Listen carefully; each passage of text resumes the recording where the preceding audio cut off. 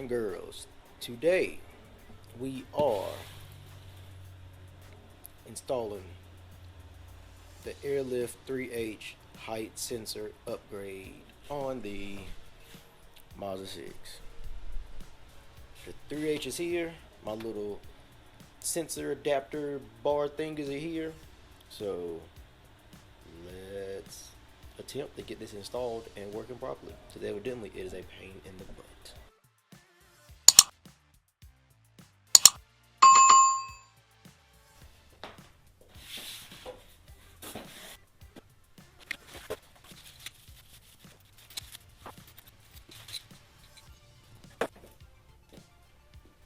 Alright, so this is everything. I don't know why I thought that it was going to be more stuff in this box than this.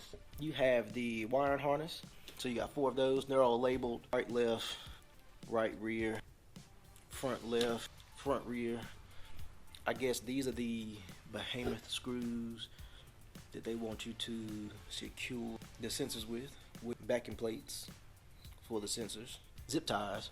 This is probably the hardware for the end links to connect to the sensors and to connect to your mounting point, the height sensors.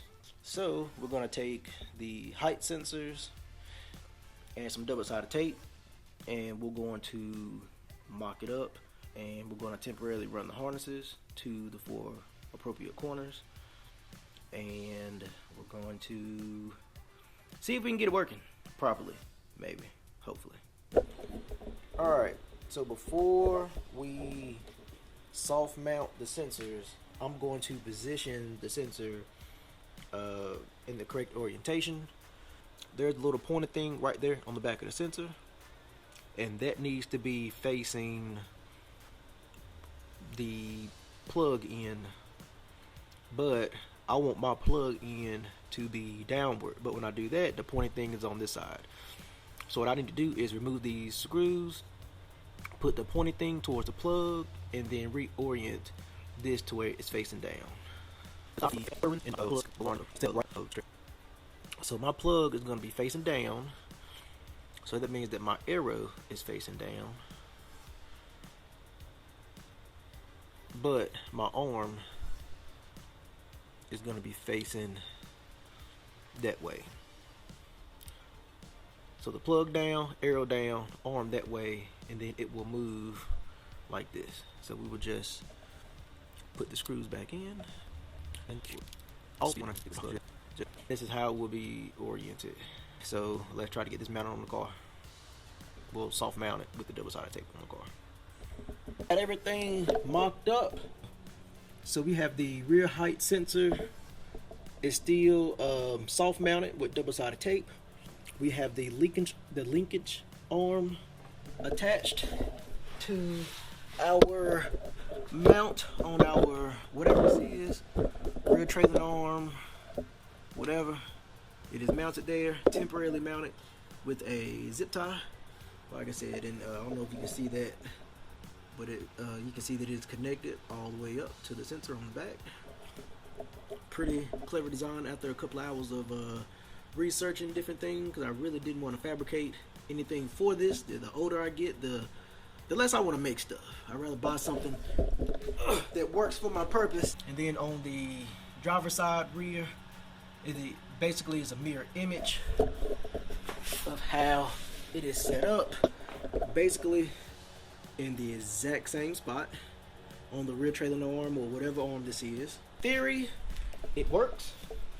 The app has a sensor test function that I'm gonna try to attempt to show y'all.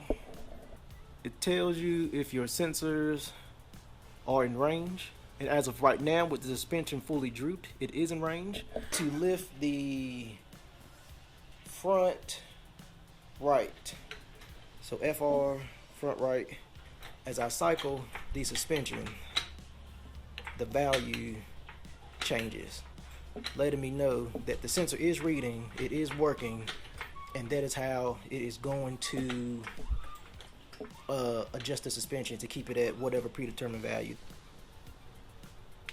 Alright, so now we are going to go ahead and hard mount the rear sensor as well as nut and bolt the linkage onto the bottom mount.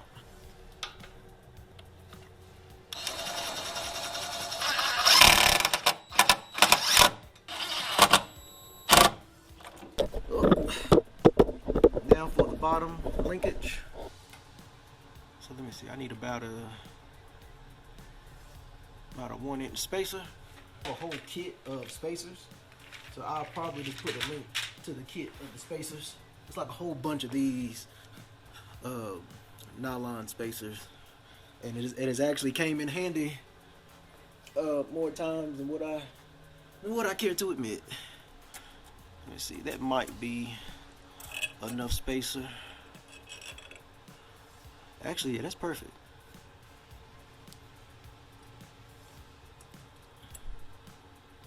Washer, lock nut, go.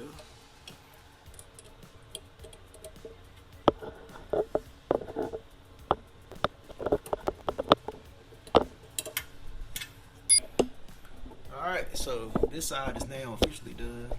So everything is done on this side. It is a mirror image of the passenger side.